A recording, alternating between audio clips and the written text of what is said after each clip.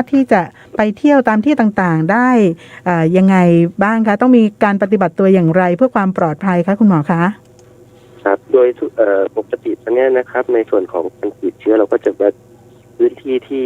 จะเป็นพื้นที่เสี่ยงต่างๆนะครับหรือ red zone นะครับซึ่งกระบวนการนี้ก็มีการเข้าไปตรวจเชิงรุกนะครับมีการคัดแยกผู้ติดเชื้อด้วยกระบวนการของการทาง home isolation หรือ community isolation นะครับก็ให้ประชาชนช่วยกัน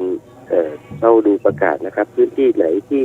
มีจำนวนผู้ป่วยที่มีจำนวนมากนะครับอย่างเช่นตอนนี้ก็จะอยู่ในแถวของตลาดเมืองใหม่ชุมชนการเคหะชุมชนช้างคานชุมชนตลาดแห้งนะครับที่จะมีการระบาดอยู่อย่างต่อเนื่องอยู่นะครับพื้นที่เหล่านี้ก็ถ้าไม่มีความจำเป็นก็ขอให้งดการเดินทางไปในพื้นที่เสี่ยงดังกล่าวซึ่งจะมีประกาศอยู่เป็นระยะครับว่ามีที่ไหนดีขึ้นที่ไหนลดลงครับค่ะซึ่งก็จะมีประกาศของจังหวัดเชียงใหม่เป็นประจำทุกๆวันกันอยู่แล้วนะคะค่ะตอนนี้ในส่วนของจังหวัดเชียงใหม่เองเนี่ยเราก็มีมาตรการต่างๆนะคะที่เป็นมาตรการเชิงรุกเพื่อที่เราจะสามารถบริหารสถานการณ์ในช่วงนี้ได้ค่ะสถานการณ์เชิงรุกที่ตอนนี้หลายคนก็คอยติดตามอยู่ก็คือเรื่องของการจัดกิจกรรม Kick Off นะคะในพื้นที่ Red Zone ที่มีการแบ่งกลุ่มของผู้ที่จะเข้าปฏิบัติการนะคะในการตรวจเชิงรุกในพื้นที่ต่างๆเนี่ยค่ะในส่วนของการดำเนินการเห็นว่ามีการแบ่งชุดปฏิบัติการออกเป็นหลายๆชุดนะคะในแต่ละพื้นที่อย่างสมมุติว่าในกลุ่มของเจ้าหน้าที่ผู้ปฏิบัติงานชุดละ8คนอย่างเงี้ยค่ะจะมีเจ้าหน้าที่ที่เขาทำงานอะไรบ้างคะทางท่านรองนายแพทย์คะครับก็จะมี2ส่วนครับส่วนที่เป็นการตรวจอันนี้จะเป็นส่วนหลักนะครับตรวจชาวบ้านที่สัมผัสเสี่ยงสูงหรือว่าคนที่คิดว่าตัวเองไม่สบายจะมีอาการป่วยอย่างเงี้ยนะครับก็สามารถที่จะไปตรวจกับหน่วยออกเชิงรุกที่เราออกไม่ได้นะครับส่วนที่สองก็จะเป็นเรื่องของการให้คำแนะนำในการที่จะฉีดวัคซีนบางหน่วยก็จะมีวัคซีนไปด้วยนะครับแต่เนื่องจากว่าตอนนี้ประชากรของเราฉีดวัคซีนค่อนข้างเยอะแล้วนะครับอาจจะทำให้ที่แต่ละหน่วยเนี่ยอาจจะมีจำนวนผู้ฉีดไม่มากนักนะครับแต่อย่างไรก็ตามในจำนวนของที่ว่าเยอะเนี่ยก็ยังมีคนที่ยังค้างอยู่น่าจะเป็นหลักแสนคนครับที่ยังไม่ได้รับการฉีดวัคซีนครับของจังหวัดเชียงใหม่เราเนี่ยนะคะยังเป็นหลักแสนเลยเหรอคะครับก็จากจำนวนประชากรของเราประมาณ1,700,000 คนนะครับตอนนี้จะอยู่ประมาณ1,340,000 คนครับก็ยังขาดอยู่เลยตอนนี้ก็คือถึงแม้จะเป็น78%แล้วนะครับแต่อย่างไรก็ตามคนที่เป็นกลุ่มเสี่ยงที่จะเจ็บป่วยรุนแรงนะครับโดยเฉพาะกลุ่มผู้ป่วย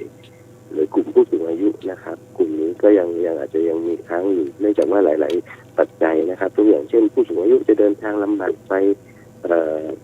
หน่วยฉีดลำบากอะไรต่างๆเนี่ยซึ่งทางเราก็มีการจัดหน่วยออกไปอย่างที่นำเรียนเนี่ยครับหน่วย CCRT หรือว่าการออกฉีดวัคซีนเชิงรุกครับค่ะค่ะหน่วยฉีดวัคซีนค่ะครับอีกประเด็นหนึ่งก็คือตัวกลุ่มผู้สูงอายุหรือกลุ่มประชาชนส่วนหนึ่งก็ยังมีความกังวลใจกับเรื่องวัคซีนครับก็เลยทำให้ไม่สามารถที่จะฉีดได้ครับค่ะในส่วนของกลุ่มเหล่านี้นี่เรามีแนวทางในการดำเนินการยังไงต่อคะสำหรับคนที่ยังไม่ได้มาฉีดวัคซีนซึ่งถึงแม้ว่าตอนนี้เราจะมีมาตรการเชิงรุกเข้าไปในแต่ละพื้นที่แล้วอย่างตัวเมืองเชียงใหม่เราก็มี4มุมเมืองเนาะแล้วก็มีจุดต่างๆที่เข้าปฏิบัติงานอยู่แล้วอย่างอำเภอก็มีเจ้าหน้าที่อย่างเงี้ยนะคะที่จะไปให้บริการซึ่งตรงนี้ในส่วนของจังหวัดเชียงใหม่เรามีการปรับวิธีการหรือว่ากลยุทธ์ยังไงบ้างคะคุณหมอคะครับก็ส่วนหนึ่งก็คือพอเราไปตรวจเชิงรุกเนี่ยนะครับใครที่ยังมีผลเป็นลบนะครับก็จะเชิญชวนให้เข้ามาฉีดวัคซีนถ้ายังไม่ได้ฉีดนะครับก็ตรงนั้นก็เป็นส่วนหนึ่งครับและส่วนที่สองเป็นเรื่องของการที่จะให้ความรู้ความเข้าใจครับในเรื่องของกระบวนการแล้วก็อันตรายของวัคซีนเชียงใหม่เราฉีดไป1,000,000 กว่าโดสนะครับผู้ที่เสียชีวิตจากการฉีดวัคซีนโดยตรงนี่ยังไม่มีเลยนะครับแล้วก็คนที่เสียชีวิตเราติดเชื้อโควิด 20,000 คนครับเสียชีวิตไปแล้ว 102 คนครับดังนั้นวัคซีนเนี่ยถึงแม้จะไม่ได้การติดได้เต็มที่นะครับแต่ว่าลดการป่วยลดการเสียชีวิตได้ค่อนข้างสูงนะครับคนที่ป่วยในช่วงกรกฎาคมจนถึงตอนนี้นะครับที่รอบนี้นะครับก็80 กว่า%ครับยังไม่ได้ฉีดวัคซีนสำหรับคนที่มานอนในโรงพยาบาลนะครับในส่วนของคนที่รุนแรงเนี่ยนะครับประมาณ 95% ครับที่ยังไม่ได้รับวัคซีนนะครับอันนี้เป็นตัวเลขที่ชัดเจนครับว่าวัคซีนช่วยลดการป่วยหนักแล้วก็ลดการเสียชีวิตได้ครับค่ะเพราะว่าจากที่เราติดตามข่าวที่มีผู้เสียชีวิตซึ่งตอนนี้ตัวเลขสะสมของจังหวัดเชียงใหม่เรามีผู้เสียชีวิตจากโควิด -19 100 กว่ารายแล้วนะคะซึ่งส่วนใหญ่ก็จะมีโรคประจำตัวบ้างแล้วก็นอกจากนั้นที่เราพบก็คือสาเหตุหลักๆก็คือยังไม่ได้รับการฉีดวัคซีนป้องกันโควิด -19 กันด้วยนะคะครับค่ะตอนนี้ค่ะในส่วนของจังหวัดเชียงใหม่เราเองที่เราคุยกันถึงเรื่องของการดำเนินงานเชิงรุกค่ะคุณหมอก็คือเพื่อที่เราจะเร่งในการค้นหาผู้ติดเชื้อนะคะที่อาจจะแฝงอยู่ในชุมชนต่างๆซึ่งการดำเนินงานค่ะทางจังหวัดเรามีการดำเนินการยังไงบ้างคะครับเราก็แบ่งทีมต่างๆในส่วนของแต่ละอำเภอนะครับแล้วก็เน้นในพื้นที่ของเขตเทศบาลอำเภอเมืองซึ่งเป็นพื้นที่ที่มีการระบาดค่อนข้างรุนแรงนะครับในส่วนของกลุ่มประชาชนทั่วไปแล้วก็แรงงานต่างด้าวนะครับที่ทำงานในพื้นที่ของตลาดหรือชั้นก่อสร้างอะไรต่างๆก็จะมีการไปตรวจแล้วก็ให้วัคซีนครับส่วนที่2เรื่องของการที่จะจัดการกับคนที่ติดเชื้อนะครับเราก็มีกระบวนการของการแยกผู้ติดเชื้อโดยตอนนี้ก็อย่างที่นำเรียนว่าเป็น home isolation เนี่ยน่าจะเป็นเรื่องที่เหมาะสมนะครับเพียงแต่ว่า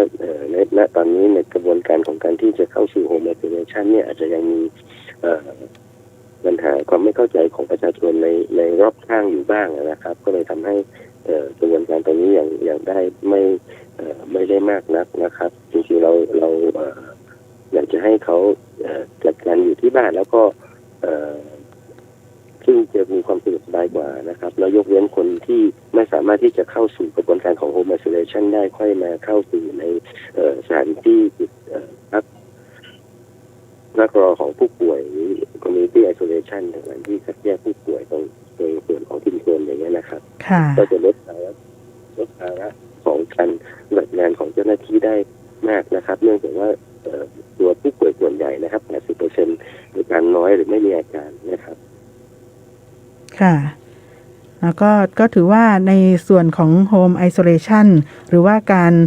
พักรักษาตัวที่บ้านนั้นเป็นทางเลือกอีกทางหนึ่งนะคะแต่ว่าในรายละเอียดเดี๋ยวในช่วงท้ายของรายการในช่วงหลังนะคะในช่วงครึ่งหลังเราก็จะมีทาง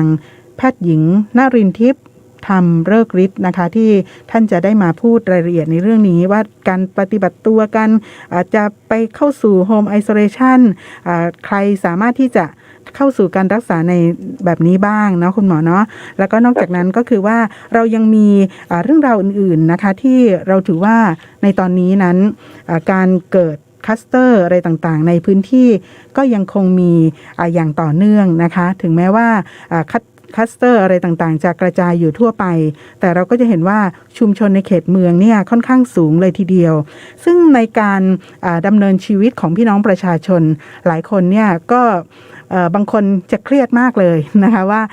เราจะสามารถไปโน่นไปนี่ไปนั่นแล้วมันจะปลอดภัยมากน้อยอย่างไรซึ่งการปฏิบัติตัวของพี่น้องประชาชนเนี่ยค่ะต้องรบกวนท่านรองนายแพทย์นะคะได้ให้ข้อมูลกับทางพี่น้องประชาชนนะคะในการดำเนินชีวิตเพราะว่าเพื่อเป็นการดูเหมือนว่าการใช้ชีวิตเนี่ยเราสามารถที่จะดำเนินการโดยที่มันไม่ทำให้เรามีผลกระทบต่อในเรื่องของชีวิตประจำวันมากเกินไปค่ะเรามีข้อแนะนำยังไงบ้างคะคุณหมอคะครับอันที่หนึ่งคือถ้าท่านได้รับวัคซีนนะครับก็จะเป็นการป้องกันด่านแรกครับในส่วนของการที่จะลดความรุนแรงในการเจ็บป่วยนะครับอันที่สองคือกระบวนการของการที่จะป้องกันตนเองจากการติดเชื้อที่ได้นำเรียนไปแล้วครับการรักษาระยะห่างการสวมหน้ากากนะครับการสัมผัสกับสิ่งที่สัมผัสร่วมต่างๆเนี่ยนะครับอันนั้นก็เป็นอีกมาตรการหนึ่งที่ประชาชนควรจะต้องปฏิบัติตัว นะครับอันที่สามคือเรื่องของการที่จะเฝ้าดูพื้นที่เสี่ยงครับพื้นที่ที่มีการติดเชื้อค่อนข้างสูงเนี่ยนะครับก็หลีกเลี่ยงถ้าจะไปในพื้นที่นั้นๆโดยไม่จำเป็นนะครับแต่อย่างไรก็ตามกระบวนการของการที่จะเข้าในพื้นที่นั้นๆเนี่ยไม่ได้ถึงกับห้ามนะครับเนื่องจากว่าก็มีเหตุผลความจำเป็นในการดำรงชีวิตอยู่ครับแต่ว่าถ้าจะเข้าไปก็ต้องระมัดระวังอย่างเข้มข้นนะครับในการที่จะรักษาระยะห่างป้องกันการติดเชื้อโดยเฉพาะพื้นที่ที่มีจำนวนคนมากๆหรือมีความแออัดนะครับครับก็ในส่วนของการติดเชื้อเนี่ยนะครับอย่างที่เคยนำเรียนครับในกระบวนการค่าที่จะติดเชื้อเนี่ยนะครับถ้าเราไม่ได้อยู่ในพื้นที่ที่อับนะครับมีการระบายอากาศที่ดีนะครับแล้วสวมหน้ากากนะครับแล้วก็รักษาระยะห่างอย่างน้อย1-2 เมตรนะครับก็จะช่วยให้ลดการติดเชื้อไปได้มากกว่า 90% อยู่แล้วครับค่ะทางที่ดีที่สุดก็คือการป้องกันตัวเองการปฏิบัติตามมาตรการอะไรต่างๆที่คุณหมอพูดก็คือเรื่องของการสวมหน้ากากการเว้นระยะห่างการล้างมือแล้วก็การปฏิบัติตามกฎของแต่ละสถานที่เนาะที่เขาก็จะมีนะคะซึ่งก็ถือว่าเรายังคงสามารถไปโน่นไปนี่ได้แต่ว่าเราต้องเซฟตัวเองต้องระวังตัวเองนะคะครับโดยพื้นที่ส่วนใหญ่นะครับเรามีกระบวนการของโควิดฟรีเซตติ้งนะครับที่เคยแจ้งนะครับในกระบวนการโควิดฟรีเซตติ้งที่จะต้องดำเนินการในของส่วนบริการทั้งหลายไม่ว่าจะเป็นสถานประกอบการร้านค้าตลาดอะไรต่างๆเนี่ยนะครับเรามีมาตรการที่จะให้ผู้ที่ให้บริการทั้งหมดเนี่ยให้ได้รับวัคซีน 100% นะครับแล้วก็มีการคัดกรองเรื่องของการตรวจ ATK อย่างสม่ำเสมอครับในสำหรับผู้ที่ให้บริการครับเพื่อจะให้ความมั่นใจกับประชาชนว่าเขาปลอดเชื้อนะครับแต่อย่างไรก็ตามถึงแม้จะปลอดเชื้อในช่วงที่ตรวจอาจจะยังไม่พบอย่างนี้นะครับเพราะฉะนั้นก็มีความเป็นไปได้ที่จะมีการแพร่กระจายของเชื้อได้อยู่เพราะฉะนั้นกระบวนการป้องกันตัวเองจะเป็นสิ่งสำคัญที่สุดครับค่ะในตอนนี้เราจังหวัดเชียงใหม่เราเริ่มแล้วใช่ไหมคะเรื่องของการที่ว่าจะไปขายของหรือว่าจะไปให้บริการจะต้องมีการตรวจวัดในเรื่องของอุณหภูมิจะต้องมีการตรวจในเรื่องของATK ตรวจหาเชื้อโควิด -19 แล้วก็ในส่วนของวัคซีนนะคะคุณหมอคะครับได้มีการดำเนินการไปมากพอสมควรแล้วนะครับในส่วนของกระบวนการไม่ว่าจะเป็นในเรื่องของการดำเนินการโดยภาครัฐเองแล้วก็ในส่วนของภาคธุรกิจเอกชนต่างๆที่กระบวนการที่จะเปิดประเทศนะครับเราก็จะมีเรื่องของการทำชาหรือชาพลัสนะครับซึ่งเป็นประการที่จะสร้างความมั่นใจให้กับประชาชนครับในส่วนของชาพลัสก็คือเรื่องของการจัดสถานที่สิ่งแวดล้อมต่างๆนะครับแล้วก็การได้รับวัคซีนของประชาชนนะครับส่วนโควิดฟรีเซตติ้งเนี่ยเราดูใน3ด้านก็คือเรื่องของสิ่งแวดล้อมนะครับเรื่องของวัคซีนของบุคลากรแล้วก็การตรวจ ATK อย่างสม่ำเสมอสัปดาห์ละครั้งครับส่วนของคนที่ไปใช้บริการนะครับอนาคตก็คงจะมีการจำกัดโดยเฉพาะในกลุ่มของการที่จะต้องสัมผัสกันมากนะครับยกอย่างเช่นเรื่องของการเข้าไปใช้บริการนวดนะครับคนที่ไปรับบริการก็อาจจะต้องตรวจ ATK ด้วยเพื่อที่จะให้ความมั่นใจแล้วก็จะต้องได้รับวัคซีนด้วยอย่างนี้นะครับเพื่อให้มั่นใจผู้ให้บริการและผู้รับบริการจะไม่มีการลดการรับเชื้อระหว่างกันครับค่ะคาดว่าเราจะสามารถดำเนินการในเรื่องนี้อย่างครบถ้วน 100% สักเมื่อไหร่คะคุณหมอคะก็คงเร็วๆนี้นะครับเนื่องจากว่าตอนนี้วัคซีนของจังหวัดเชียงใหม่เนี่ยได้รับเพิ่มเติมมานะครับแล้วก็โดยมีเป้าหมายที่จะฉีดให้ได้ครอบคลุม 100% ของประชากรนะครับซึ่งตอนนี้ในเขตอำเภอเมืองและอำเภอใกล้เคียงนี่ก็ค่อนข้างจะไปได้เยอะแล้วนะครับ 70-80% แต่ว่าอย่างไรก็ตามก็อาจจะยังมีประชากรที่ยังเป็นประชากรแฝงอยู่นะครับที่อาจจะยังเข้าได้ไม่ทั่วถึงนะครับอันนี้คงต้องฝากเรียนพี่น้องประชาชนที่จะช่วยกันปฏิบัติตามมาตรการนี้ครับแล้วก็โดยเฉพาะเรื่องของการที่จะฉีดวัคซีนให้ครอบคลุมนะครับอย่างค้างอยู่อีกนิดนึงครับค่ะค่ะคุณหมอมีอะไรจะฝากส่งท้ายคะเชิญค่ะก็คงเน้นย้ำในเรื่องของการที่จะดำเนินปฏิบัติตามมาตรการป้องกันโรคนะครับในการที่จะทำเป็น universal prevention นะครับในทุกๆคนนะครับในส่วนของการที่จะปฏิบัติตรงเนี้ยก็คือโดยมาตรฐานคงเป็นลักษณะที่ว่าเราต้องคิดไว้ก่อนว่าคนอื่นเป็นโควิดนะครับเราจะทำอย่างไรกับเขานะครับไม่ได้จะต้องไม่ยุ่งเกี่ยวด้วยเลยนะครับการที่จะเข้าไปพูดคุยกับคนที่ติดเชื้อนะครับในลักษณะที่เราใส่สวมหน้ากากเขาสวมหน้ากากนะครับนี่ลดการติดเชื้อไปได้เยอะมากอยู่แล้วนะครับแล้วก็โดยเฉพาะคนที่มีอาการป่วยนะครับก็ขอให้แยกตัวเองออกจากคนอื่นนะครับเพราะถ้ามีอาการทางเดินหายใจนะครับหรือว่ามีไข้อะไรเงี้ยนะครับก็ต้องระมัดระวังให้คิดว่าตัวเองเป็นโควิดไว้ก่อนอย่างเงี้ยนะครับก็จะช่วยลดการสัมผัสกับคนอื่นครับค่ะค่ะขอบพระคุณมากเลยค่ะขอบพระคุณค่ะค่ะสวัสดีค่ะค่ะขอบพระคุณค่ะค่ะนายแพทย์วรัญญูจำนงประสาทพรนะคะรองนายแพทย์สาธารณสุขจังหวัดเชียงใหม่ค่ะซึ่งท่านก็พูดถึงหลายๆประเด็นนะคะที่ทั้งภาพรวมนะคะสถานการณ์ของจังหวัดเชียงใหม่และที่สำคัญก็คือในเรื่องของการปฏิบัติตัวของพี่น้องประชาชนที่หลายคนเป็นกังวลกันนะคะแล้วก็รวมถึงทางมาตรการแนวทางการดำเนินงานของจังหวัดเชียงใหม่ที่ตอนนี้เรามีการดำเนินการตรวจเชิงรุกนะคะในการค้นหาโควิด -19 ในพื้นที่ค่ะเจอเร็วก็นำสู่กระบวนการรักษาเร็วนะคะแล้วก็จะทำให้สามารถตัดวงจรแล้วก็ควบคุมสถานการณ์ได้เร็วด้วยนะคะซึ่งก็ขอความร่วมมือจากพี่น้องประชาชนในการที่เราจะดำเนินการนะคะเพื่อที่จะให้สถานการณ์บ้านเรานะคะคลี่คลายไปโดยเร็วนะคะเราก็จะได้สามารถที่จะสบายอกสบายใจขึ้นนะคะในการที่เราจะใช้ชีวิตประจำวันของเรานะคะแล้วก็การที่เราจะดำเนินการอะไรต่างๆนะคะไม่ว่าจะเป็นกิจกรรมเนาะตอนนี้เป็นช่วงของฤดูการท่องเที่ยวเราเองก็อยากเที่ยวนะคะหลายๆคนก็อยากเที่ยวค่ะดังนั้นเมื่อทุกคนอยากจะให้การดำเนินชีวิตอะไรต่างๆของเราร้านรวงอะไรต่างๆเปิดให้บริการได้นะคะก็คงจะต้องร่วมมือกันนะคะนายจ้างลูกจ้างนะคะถ้าหากว่าใครยังไม่ได้รับวัคซีนก็ต้องรีบไปรับบริการฉีดวัคซีนซึ่งตอนนี้ก็กระจายไปทั่วเลยค่ะเพื่ออำนวยความสะดวกนะคะเต็มที่เลยนะคะค่ะตอนนี้ค่ะเราจะไปคุยถึงในเรื่องของการแยกกักตัวที่บ้านหรือว่า Home Isolation นะคะซึ่งก็เป็นเรื่องที่ตอนนี้นะคะหลายคนก็ตื่นตัวแล้วก็ให้ความสำคัญให้ความสนใจกันมากนะคะว่าในเรื่องนี้ถ้าสมมุติว่าเราป่วยเราจะสามารถที่จะกักตัวที่บ้านเพื่อการรักษาแยกตัวมารักษาที่บ้านได้หรือไม่อย่างไรนะคะตรงนี้เราจะคุยกับทางแพทย์หญิงณรินทร์ทิพย์ธรรมฤกษ์ฤทธิ์นะคะซึ่งท่านเป็นผู้อำนวยการโรงพยาบาลดอยหล่อค่ะแต่ว่าท่านดูแลในส่วนของการเข้าระบบกักที่บ้านนะคะหรือว่า Home Isolation ของจังหวัดเชียงใหม่เราสวัสดีค่ะคุณหมอคะสวัสดีค่ะสวัสดีค่ะเนาะในเรื่องของการกักตัวที่บ้านมันก็สืบเนื่องมาจากที่จังหวัดเชียงใหม่เรามีสถานการณ์การแพร่ระบาดที่เรียกว่ารุนแรงแล้วก็เป็นวงกว้างด้วยนะคะค่ะตอนนี้หลายคนก็สนใจ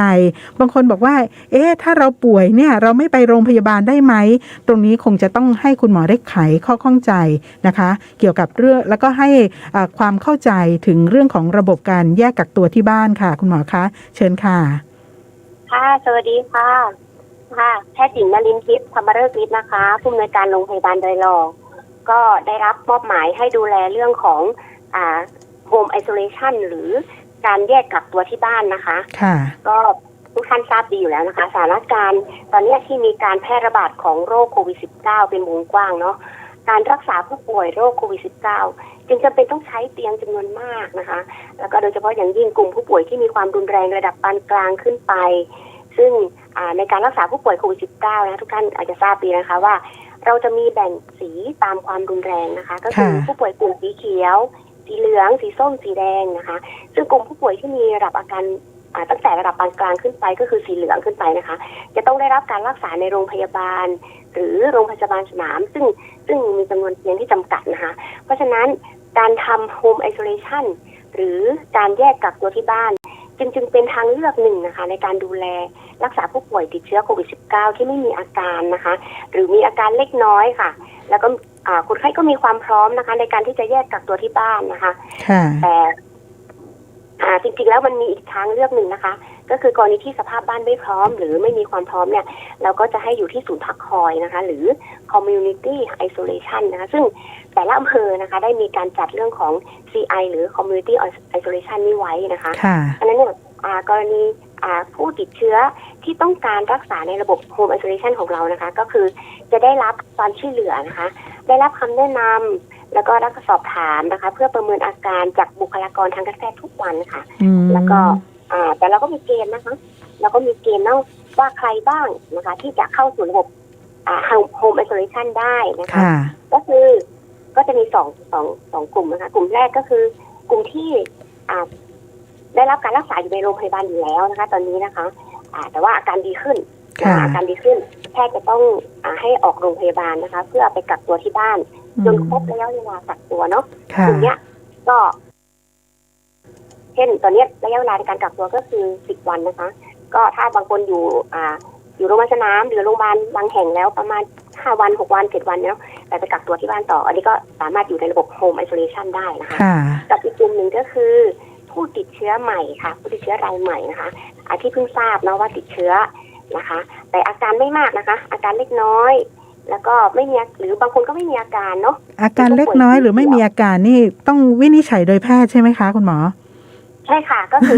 อเราจะมีการประเมินสอบถามค่ะก็คือผู้ป่วยที่ต้องการเข้าสู่ระบบ home isolation ของเรานะคะก็เราก็จะมีการประเมินสอบถามอาการเนาะแล้วก็ก็จะประเมินว่าอยู่ในกลุ่มสีเขียวไหมนะคะถ้าเป็นอยู่ในกลุ่มสีเขียวนะคะเราก็จะรับเข้ารักษาในระบบ home isolation ของเราค่ะค่ะนะคะค่ะก็ต้องคือทั้งนี้ทั้งนั้นก็คือต้องได้รับการวินิจฉัยหรือว่าการพิจารณาจากทางคุณหมอหรือว่าทีมแพทย์นะคะเพื่อที่จะสามารถบอกได้ว่าคนนี้สามารถที่จะกักตัวเพื่อรักษาแยกกักตัวเพื่อรักษาที่บ้านได้เลยไหมอย่างนี้นะคะไม่ใช่ว่าเราจะตัดสินใจไว้เองว่าเรามีความพร้อมแล้วก็เราจะเข้าสู่การรักษาในรูปแบบนั้นได้เลยนะคะแต่ว่าคุณหมอต้องมีการพิจารณาเนาะการพิจารณานี่เราพิจารณาจากอะไรบ้างนะคะคุณหมอคะอันแรกนะคะก็คืออาการค่ะบางคนไม่มีอาการใดๆเลยนะคะไม่มีหอบเหนื่อยไม่มีไข้ไม่มีไอเลยบางคนไม่มีอาการเลยค่ะหรือบางคนอาจจะมีคัดจมูกนิดๆหน่อยๆปวดเมื่อยเนื้อตัวนิดหน่อยอะไรเงี้ยค่ะก็จะสอบถามแต่ว่ามีอาการเจ็บแน่นหน้าอกหายใจเหนื่อยนะคะกลุ่มเนี้ยเราจะพิจารณาที่จะไม่ให้รักษาที่บ้านค่ะแล้วก็อีกอันหนึ่งที่เราจะพิจารณาก็คือความเสี่ยงค่ะความเสี่ยงเช่นผู้ป่วยมีภาวะอ้วนไหมนะคะแล้วก็หรือมีภาวะ7 โรคเรื้อรังค่ะหรือว่าผู้สูงอายุเนาะที่เราประเมินแล้วเนี่ยอายุมากนะคะหรือว่ามีสภาพที่ไม่แน่ใจว่าจะอยู่ที่บ้านได้หรือไม่แต่ทั้งนี้ทั้งนั้นนะคะไม่ได้แปลว่า7 กลุ่มโรคแล้วจะอยู่บ้านไม่ได้แล้วก็อยู่ได้นะแต่ต้องผ่านการประเมินจากทีมแพทย์ของเราก่อนค่ะกลุ่มนี้เราจะนำเข้ามาประเมินที่โรงพยาบาลนะคะก็จะมีการเอ็กซเรย์ดูปอดค่ะถ้าสมมุติว่าประเมินแล้วนะคะทั้งอาการผลเอ็กซเรย์นะคะแล้วก็การตรวจต่างๆแล้วอยู่ในเกณฑ์ผู้ป่วยสีเขียวนะคะคือยังไม่มีภาวะแทรกซ้อนทางปอดเนี่ยก็จะพิจารณาให้อยู่ที่บ้านได้ค่ะแต่จะต้องมีการติดตามอาการอย่างใกล้ชิดค่ะค่ะแล้วก็ต้องมีการประเมินนะคะจากทางคุณหมอคือเรื่องของอาการด้วยแล้วก็ความพร้อมของสถานที่นะคะที่จะมาแยกรักษาหรือว่าแยกกักตัวที่บ้านนะคะเพื่อที่จะให้เกิดความปลอดภัยต่อผู้อื่นด้วยแล้วก็ที่สำคัญก็คือการรักษานั้นสามารถดำเนินการได้นะคะค่ะแล้วนอกจากนั้นค่ะในเรื่องของการปฏิบัติตัวถ้าหากว่าได้รับพิจารณาให้ไปแยกไปกักตัวเพื่อรักษาที่บ้านแล้วหรือว่า Home Isolation แล้วเนี่ยเราต้องปฏิบัติตัวอย่างไรต่อคะคุณหมอคะก็คือจากการประเมินนะคะทั้งอาการแล้วก็สภาพบ้านเนาะถ้าเราดูสภาพบ้านแล้วเขาสามารถอยู่ได้เนี่ยเราก็จะเข้าสู่ระบบการรักษานะคะระบบของเราจะมี2 ระบบนะคะก็คือ1ระบบการรักษาดูแลรักษานะคะกับอีกอันนึงคือระบบเรื่องของการควบคุมโรคนะคะเพราะฉะนั้นเนี่ยระบบเรื่องของการรักษาเนี่ยเราก็จะมีการประเมินอาการที่บอกไปแล้วนะคะประเมินสภาพบ้านเนาะอันนี้ก็ เมื่อเข้าสู่การรักษาแล้วเนี่ยโรงพยาบาลแต่ละโรงพยาบาลก็จะให้ผู้ป่วยนะคะลงทะเบียนเข้ารับการรักษาในโรงพยาบาลนั้นๆนะคะอาจจะทุกอย่างผ่านระบบออนไลน์นะคะก็มีการสแกน QR Code เข้าระบบของโรงพยาบาลมีการสแกน QR Code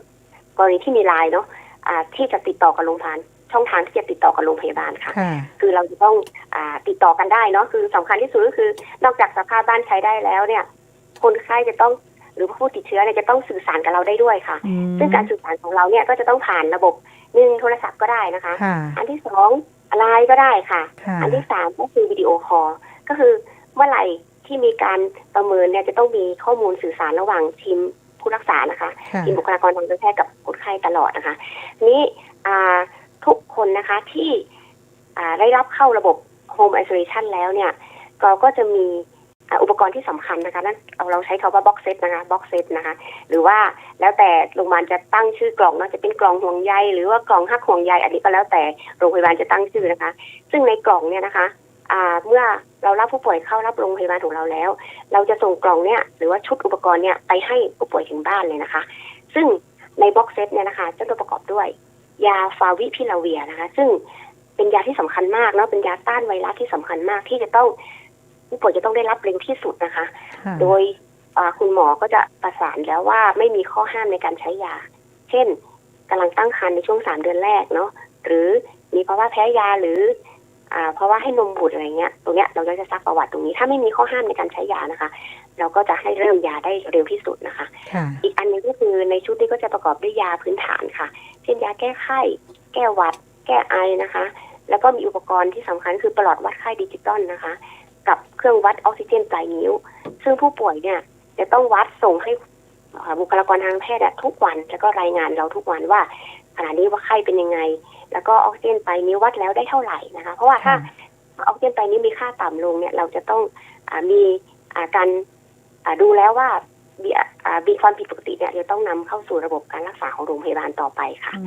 และนอกจากนี้ผู้ป่วยยังจะได้รับอาหาร3 มื้อนะคะในต่อวันนะคะโดยตลอดระยะเวลาที่กักตัวเนี่ยจะมีอาหารให้ซึ่งตรงนี้ก็จะดำเนินการโดยโรงพยาบาลหรือโดยชุมชนนะในหมู่บ้านก็ได้นะคะซึ่งตรงนี้ก็ยังไงคนไข้ต้องมีได้อาหาร3 มื้อแน่นอนนะคะแล้วก็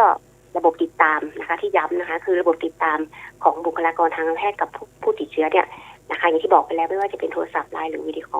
โอคอลทุกวันเนาะเราสามารถรับรู้ได้ว่าผู้ป่วยของเราหรือผู้ติดเชื้อของเรามีอาการแย่ลงไหมนะคะจะต้องมาประเมินที่โรงพยาบาลหรือเปล่าอะไรนะคะอันนี้คือเรื่องของการรักษานะคะนี่กระบวนการรักษาแล้วผู้ป่วยก็หรือผู้ติดเชื้อเนี่ยจะต้องส่งข้อมูลให้เรานะคะและสื่อสารกับเรานะคะตลอดนะคะถ้ามีอาการเปลี่ยนแปลงค่ะ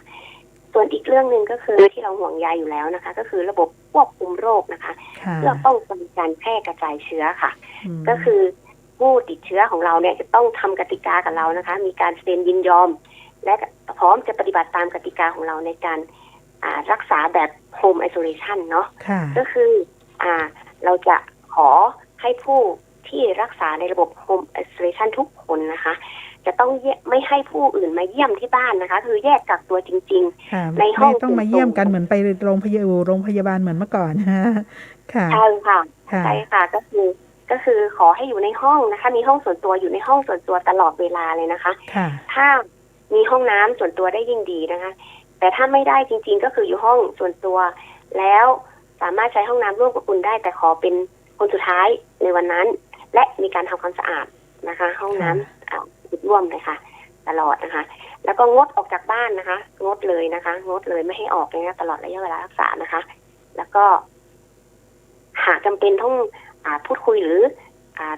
มีการสื่อสารกับบุคคลในบ้านเนี่ยจะต้องอยู่ห่างอย่างน้อย1 เมตรและสวมหน้ากากอนามัยด้วยนะคะอันนี้คือถ้าจำเป็นนะคะแต่ถ้าเป็นไปได้ก็คืออยู่ในห้องตลอดเวลานะคะแล้วก็แยกสิ่งของเครื่องใช้ส่วนตัวไม่ใช้ร่วมกับคนอื่นเลยนะคะส่วนการซักเสื้อผ้าปูเตียงผ้าขนหนูนะก็ต้องมีการซักด้วยน้ำหรือน้ำสบู่ซักฟอกตามปกติได้เลยค่ะแต่อาจจะต้องแยกออกจากคนอื่นนะคะแล้วก็มีการทำความสะอาดพื้นผิวต่างๆนะคะรวมถึงจุดสัมผัสต่างๆเนี่ยสม่ำเสมอนะคะด้วยน้ำยาน้ำยาฟอกขาวเช่นไฮเตอร์นะคะได้นะคะหรือแอลกอฮอล์นะคะแล้วก็อีกอันนึงก็คือที่จำเป็นก็คือการทิ้งขยะติดเชื้อค่ะในบล็อกเล็กของเราเนี่ยแต่ละโรงพยาบาลก็จะใส่ถุงแดงไปด้วยเนาะจะมีถุงขยะให้ด้วย ใช่ค่ะก็ถุงแดงเนี่ยไว้สำหรับทิ้งขยะที่ปนเปื้อนสิ่งขัดหลั่งนะเช่นหน้ากากอนามัยนะคะแล้วก็ทิชชู่นะคะหรืออะไรที่เป็นการสัมผัสที่เราคิดว่าเป็นขยะติดเชื้อนะคะก็แยกทิ้งให้ชัดเจนในถุงแดงแล้วก็รวบรวมไว้นะคะแล้วเมื่อครบเวลากักตัวแล้วให้ไปรวบรวมไว้เก็บไว้ที่โรงพยาบาลส่งเสริมสุขภาพตำบลรพสตทุกแห่งค่ะแล้วก็จะมีการจัดเก็บตามระบบของขยะติดเชื้อนะคะแล้วก็ทุกครั้งนะคะทุกครั้งที่สัมผัสขยะหรือสิ่งขัดหลั่งเนี่ยให้ล้างมือนะคะด้วยน้ำและสบู่หรือใช้แอลกอฮอล์เจลนะคะหลังจากสัมผัสขยะหรือสิ่งที่เราคิดว่าจะมีเชื้อโรคเลยค่ะบ่อยๆเลยค่ะก็จะทำให้ลดการแพร่กระจายเชื้อได้ค่ะแล้วก็อีกอันหนึ่งที่เราจะย้ำมากๆก็คืออย่างที่ย้ำไปตอนต้นก็คือให้สังเกตอาการตัวเองทุกวันนะคะมีการวัดอุณหภูมิมีการวัดออกซิเจนปลายนิ้วทุกวันนะคะแล้วก็ส่งข้อมูลที่บุคลากรทางการแพทย์ด้วยนะคะแล้วก็มีอาการเปลี่ยนแปลงอย่างไรเช่นหอบเหนื่อยไข้สูงลอยนะคะหรือว่ารู้สึกว่าปฏิบัติกิจกรรมประจำวันได้ไม่ปกติเนี่ยก็รีบประสานโรงพยาบาลเลยแล้วก็จะมีการพูดคุยกันแล้วก็ถามอาการแล้วก็อาจจะมีการประเมินนะคะให้ดูว่าก่อนเช่นเราใช้ว่าซิททูสแตนก็คือนั่งแล้วก็ลุกยืนนะคะแล้วก็เสร็จแล้วเนี่ยวัดค่าออกซิเจนปลายนิ้วก่อนและหลังทำถ้ามีค่าที่ลดลงก็แสดงว่าน่าจะมีความผิดปกติบางอย่างซึ่งจะต้องนำเข้ามาประเมินที่โรงพยาบาลนะคะเพื่อดูอาการต่อไปค่ะค่ะก็มีขั้นตอนของการปฏิบัติตัวที่ชัดเจนเลยนะคะว่าจะต้องทำอะไรบ้าง1 2 3 4อย่างเงี้ยนะคะแล้วทีนี้หลังจากที่ถ้าสมมุติว่าเราเข้าสู่กระบวนการของการแยกกักที่บ้านเพื่อทำการรักษาแล้วเนี่ยเราจะประเมินยังไงว่าผู้ป่วยสามารถที่จะพ้นระยะของการรักษาแล้วค่ะคุณหมอคะคือในส่วนของคนที่เข้าสู่กระบวนการของการรักษาแบบนี้ค่ะ Home Isolation เนี่ยเราจะรู้ได้ยังไงหรือว่าจะสามารถให้เขาว่าพ้นการรักษาแล้วยังไงอย่างเงี้ยค่ะก็เราก็จะดูอาการเนาะปกติคนผู้ติดเชื้อที่ไม่มีอาการใดๆนะคะก็เราก็สื่อสารกันเรื่องของอาการทุกวันเนาะแล้วก็รวมถึงค่าอุณหภูมิที่วัดได้กับค่าออกซิเจนปลายนิ้วที่วัดได้แล้วก็จะสื่อสารกันทุกวันก็คือพอครบ10 วันอาการปกติทุกอย่าง10 วันค่ะ10 วันก็สามารถเรียกว่ารักษาครบแล้วเนาะก็คือดิสชาร์จจากระบบของเราก็หมายถึงคนไข้หรือผู้ติดเชื้อคนนี้ก็คือพ้นระยะเวลากักตัว10 วันแล้วก็สามารถใช้ชีวิตปกติในสังคมได้เลยนะคะหลังครบ10 วันแล้วนะคะเราจะนับ10 วันจาก1ก็คือวันที่ตรวจพบเชื้อนะคะหรือคนที่มีอาการก็นับวันที่มีอาการค่ะก็นับไป10 วันถ้า10 วันครบนะคะไม่มีอาการใดๆก็เราสามารถให้เขาออกไปใช้ชีวิตตามปกติได้เลยแต่จะต้องเน้นนะคะเรื่องของ new normal นะคะก็คือจะต้องสวมหน้ากากตลอดเวลานะคะเป็นนอกห้องแล้วก็ล้างมือด้วยแอลกอฮอล์บ่อยๆแล้วก็เว้นระยะห่างก็คืองดการไปพบปะใกล้ชิดนะคะหรือว่าไปรับประทานอาหารหรือไปงานเลี้ยงหรือไปอะไรที่จะต้องไปสัมผัสบุคคลอื่นซึ่งจริงๆแล้วลักษณะแบบนี้เราก็อยากให้ทุกคนทำอยู่แล้วนะคะเป็นการป้องกันการติดเชื้ออยู่แล้วนะคะตรงนี้นะคะยังก็คือออกไปก็คือไปใช้ชีวิตปกติแต่แบบ new normal ไปทำงานได้ไปใช้ชีวิตในสังคมได้แต่แบบ new normal ค่ะอันนี้แต่ว่ากรณีที่มีอาการเนาะแต่กรณีที่มีอาการนะคะเราก็จะติดต่ออาการทุกวันถ้าอาการเล็กน้อยนะคะเราก็ส่วนใหญ่เราก็จะติดตามอาการว่าดีขึ้นหรือยังถ้าดีขึ้นนะคะก็กักตัวจนครบ10 วันนะคะครบ10 วันเหมือนกันก็กลับไปใช้ชีวิตปกติเหมือนกันแต่ยกเว้นกรณีอาการไม่หายนะคะเช่นยังมีน้ำมูกยังมีไอต่อเนื่องตรงนี้ครบ10 วันแล้วก็อาจจะมีการประเมินซ้ำนะคะและอาจจะต้องกักตัวต่อซึ่งอันนี้ก็ขึ้นอยู่กับแพทย์พิจารณาอีกทีค่ะว่าจะให้กักตัวต่อนานเท่าไหร่หรือกรณีที่อาการไม่ดีขึ้นจะต้องรับกลับมารักษาที่โรงพยาบาลไหมอันนี้จะต้องผ่านการประเมินจากบุคลากรทางการแพทย์ค่ะว่าจะให้กักตัวนานแค่ไหนหรือต้องทำอย่างไรกรณีที่อาการไม่ดีขึ้นค่ะค่ะแล้วก็ต้องมีกระบวนการในการที่จะ พิจารณาอย่างต่อเนื่องเพราะว่าจะมีการพูดคุยกับคุณหมอมีการมีการโทรมีวิดีโอคอลอะไรต่างๆมีไลน์คุยกันอยู่แล้วนะคะถึงอาการถ้าหากว่ามีอาการเกิดขึ้นในระหว่างที่เรากักตัวอยู่ก็อาจจะต้องเข้าไปโรงพยาบาลเพื่อเขาเรียกว่าไปวินิจฉัยโรคอีกทีหนึ่งนะคะถ้าจำเป็นต้องรักษาก็ต้องส่งเข้ารักษาในโรงพยาบาลแต่ถ้าหากว่าดูแล้วว่าสามารถที่จะกักตัวแยกกักต่อได้ที่บ้านนะคะเราก็สามารถที่จะให้เขาไปที่บ้านต่อได้แต่ว่าระยะเวลาของการรักษาคือ10 วันนะคะทีนี้หลายคนก็ยังสงสัยอีกนะคะว่าอย่างนี้การแยกกักตัวที่บ้านหรือว่า Home Isolation ก่อนที่เราจะไปทำงานหรือว่าไปใช้ชีวิตปกติต้องมีการตรวจคัดกรองโควิดซ้ำอีกไหมคะคุณหมอคะ